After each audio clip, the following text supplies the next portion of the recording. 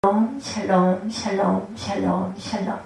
하나님 사랑합니다. 여러분 주 안에서 사랑합니다. 오늘 열왕기상 12장 12절에서 20절까지 말씀 함께 은혜 나눕니다. 3일 만에 여로보암과 모든 백성이 르호보암에 나왔으니 이는 왕이 명령하여 이르기를 3일 만에 내게로 다시 오라 하였습니다. 이렇게 시작을 하죠. 그래서 20절에 보니까 말씀하죠. 온 이스라엘의 여로보암이 돌아왔다함을 듣고 사람을 보내 그를 공의로 청하여 온 이스라엘 왕으로 삼으니 유다 지파 외에는 다윗의 집을 따르는 자가 없습니다. 이렇게 끝이 나죠. 솔로몬은 지혜의 왕이었습니다. 그 지혜가 어떻게 그의 것이 되었겠는가.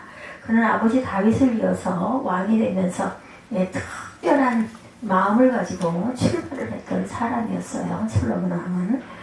열왕기상 3장 6절에 보면 솔로몬이 하나님께 이런 말씀을 드리죠. 주의 종 내 아버지 다윗의 성실과 공의와 정직한 마음으로 주와 함께 주 앞에서 행함으로 주께서 그에게 큰 은혜를 베푸셨고 주께서도 그를 위하여 이 큰 은혜를 항상 주사함으로와 같이 그의 자리에 앉을 아들을 그에게 주셨나이다. 이것은 솔로몬이 자기 정체성을 하나님께 고백한 거예요. 우리 아버지가 하나님 앞에서 성실과 공의와 정직한 마음으로 살았기에 하나님께서 그에게 큰 은혜를 베푸셨고 그 은혜로 제가 오늘 이렇게 왕위에 오르게 되었습니다. 솔로몬 왕이 이렇게 고백을 하죠. 우리 아버지 누구예요? 다윗이죠. 일천번제를 드리는 솔로몬의 신앙을 귀하게 여기신 하나님께서 그에게 내가 네게 무엇을 줄고 구하라. 열왕기상 3장 5절에 말씀하셨을 때 솔로몬이 하나님께 드린 고백이 바로 이 고백이었어요.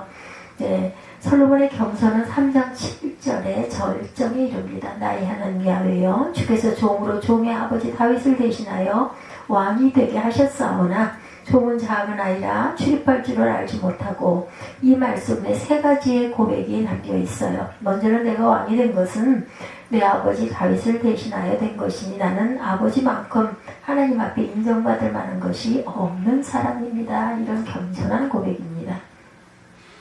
또 하나는 나를 왕이 되게 하신 분은 하나님이십니다. 그런 고백.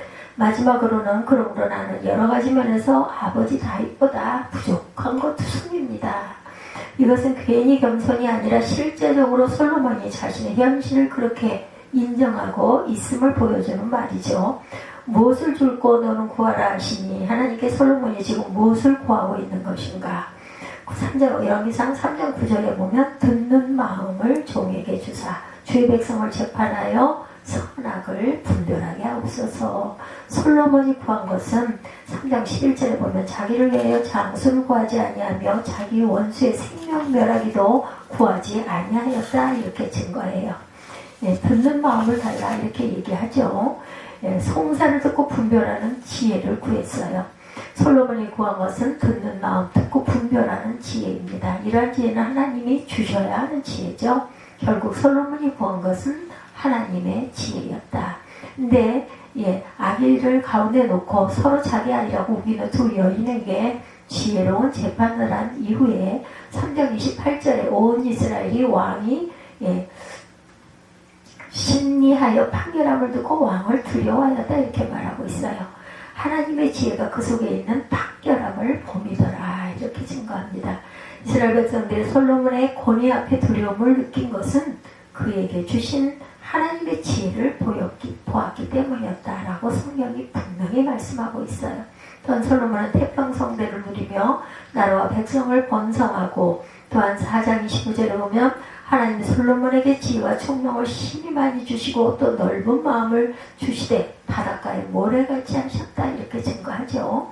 유대인들은 아주 많다는 것을 뜻할 때 주로 하늘의 별과 같고 바닷가에 모래 같다 이런 표현을 즐겨서 썼어요. 하나님이 솔로몬에게 주신 지혜가 얼마나 크고 많은 것이었는지를 표현한 이 구절에서 지혜와 총명을 심히 많이 주셨는데 거기에다가 넓은 마음을 바닷가에 모래같이 주셨다라는 거예요. 기가 막히게 많이 주셨다라는 거죠. 이 모든 것이 솔로몬이 받아 누린 영화였다. 그리고 솔로몬은 자기 아버지 다윗이 이루지 못한 성전 건축의 꿈을 또한 이루게 됩니다.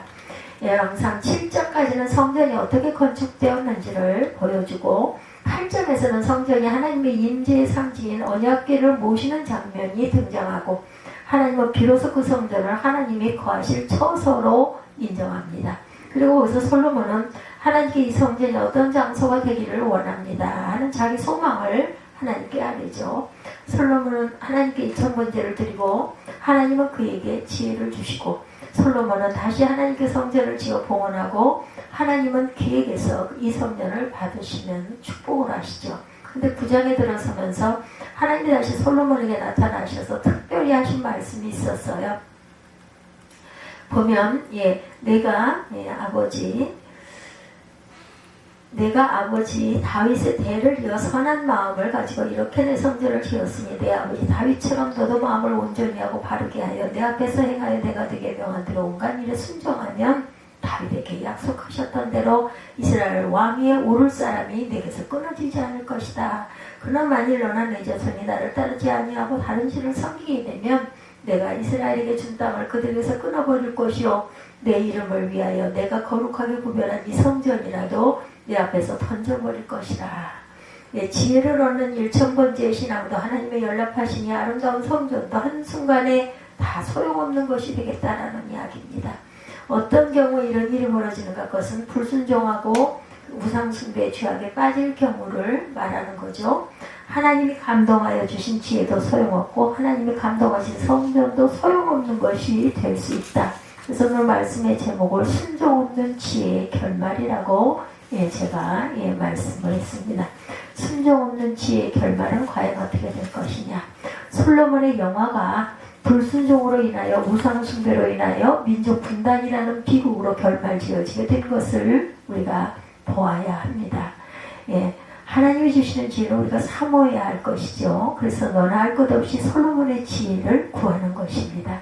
다만 이 솔로몬의 지혜 반드시 따라야 할 것은 순종이고 겸손이라는 것 잊으면 안 되는 거죠. 순종 없는 지혜는 무용지물이고 겸손 없는 지혜도 또한 무용지물입니다.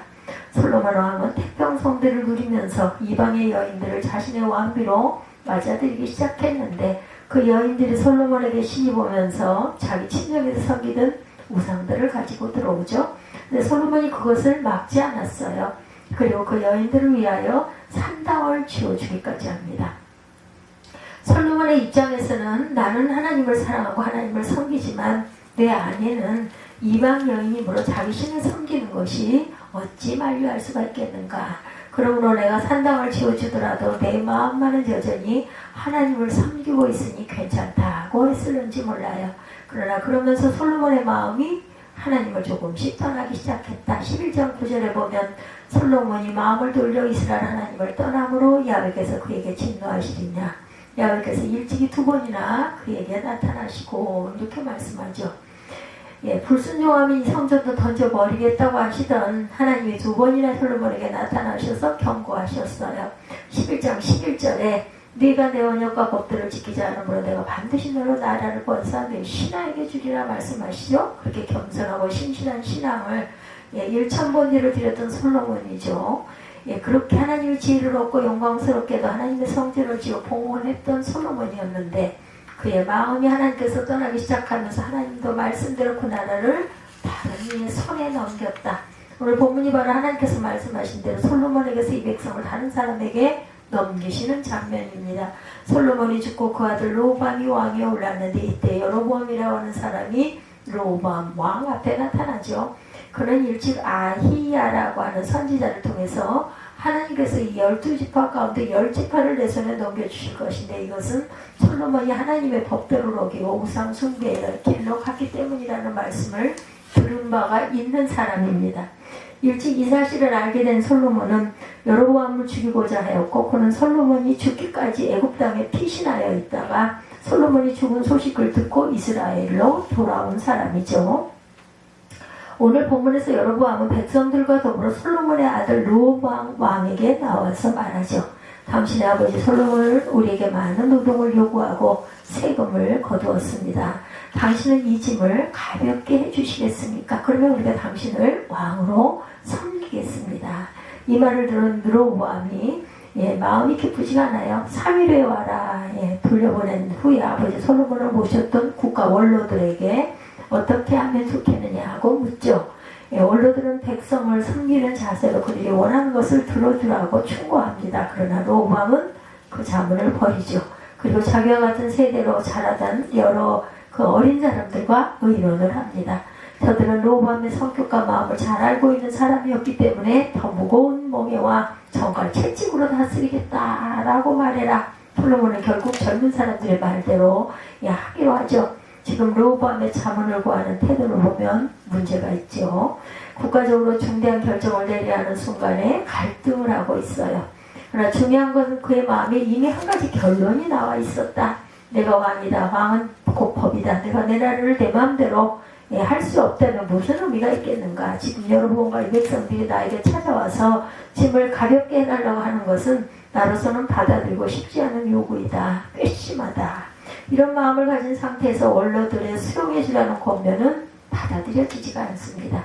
그러나 로보암을 어려서부터 가까이 하고 잘 알고 있는 친구들이 절대 받아들이지 말고 더 고역을 안겨줘라는 말에 로보암의 귀가 그만 솔깃하게 되죠. 하나님이 자문을 구하고자 진정한 자세는 무엇일까요? 그것은 아직 결정 나지 않은 상황에서 객관성을 유지하는 거죠. 다 들어보고 이렇게 결정이 날 수도 있고 저렇게 결정이 날 수도 있는 것이 자문을 듣고자 하는 겸손의 자세. 일찍 솔로몬이 왕이 되면서 하나님께 구하였던 것은 지혜입니다. 어떤 말로 지혜를 구했는지 생각이 나십니까? 듣는 마음을 종에게 주사. 듣는 마음이에요. 이렇게 구하였더니 하나님은 또한 뭐라고 하시면서 지혜를 주셨어요? 내가 장수도 푸도 멸하기도 구하지 아니하고 원수 멸하기도 구하지 아니하고 오직 송사를 구하고 듣고 분별하는 지혜를 구하였으니 3장 11절이죠. 분명 솔로몬은 듣는 마음을 구하였고 하나님은 듣고 분별하는 지혜를 주셨어요. 솔로몬의 아들 로보암은 듣는 마음 듣고 분별하는 지혜가 없었습니다. 오로지 자기 자존심과 고집으로 똘똘 뭉쳐서 이미 결론이 나 있는 상태에서 형식적인 자문을 구하고 있어요. 이건 하나만한 자문이죠. 객관성이 없고 어떤 방향으로든 하나님이 원하는 길로 가겠다는 자세가 전혀 없습니다. 아전인수라는 말은 곧 자기 밭에만 물들겠다는 자세인 거죠. 무엇이든지 자기 유리한 쪽으로 해석하려고 하는 것. 그것이 그런 표현을 하게 됩니다. 기도하는 우리의 자세가 혹시 아전인수격으로 하고 있는 것은 아닌가. 기도하면서 내 주여 뜻대로 행하시옵소서. 내 뜻대로 마옵시고 아버지의 뜻대로 되기만을 원합니다. 하여야 하는데 실제 기도하면서 우리는 이미 듣고 싶은 응답이 결정이 나 있는 상태에서 기도를 시작하는 경우는 얼마나 많은지. 이런 기도를 자기중심적인 기도, 주관적인 기도다 이렇게 말하죠. 말씀하옵시면 주의 종은 그대로 시행하겠나이다. 혹 그것이 내가 원했던 길이 아닌 가시밭길이라 할지라도 그 길로 가겠나이다 하는 객관성을 유지하면서 기도해야 합니다. 이것이 안 되는 이유는 우리가 병들었기 때문이다. 환자를 보면 아프기 때문에 어떤 자세도 불편하기 마련이에요. 그래서 병관호가 어렵습니다. 아픈 사람을 완전히 편안하게 하고 만족스럽게 할 수는 없어요. 오른쪽으로 눕혀달라고 또 좌측으로 눕혀달라고 하고 앉아있겠다고 했다가 또 눕겠다고 했다가 뭐 이러죠. 찬물을 달라고 했다가 너무 차다고 미지근한 것을 달라고 했다가 이것도 저것도 몸이 불편하니까 만족치가 않아요. 어쩔 수가 없어요. 우리가 삶에 지치고 병들어 살면서 하나님께 모든 것을 맡겨드리고 말씀만 하옵소서의 삶을 살지 못해요. 로보암은 자기 고집대로 그것을 자기 고집대로 하려고 하다가 결국은 망하게 됐다라는 것. 그 이스라엘 백성은 그 고집스러운 왕에게서 마음이 떠나고 결국 10지파는 여로보암 중심으로 북이스라엘 왕국을 건설하게 되죠.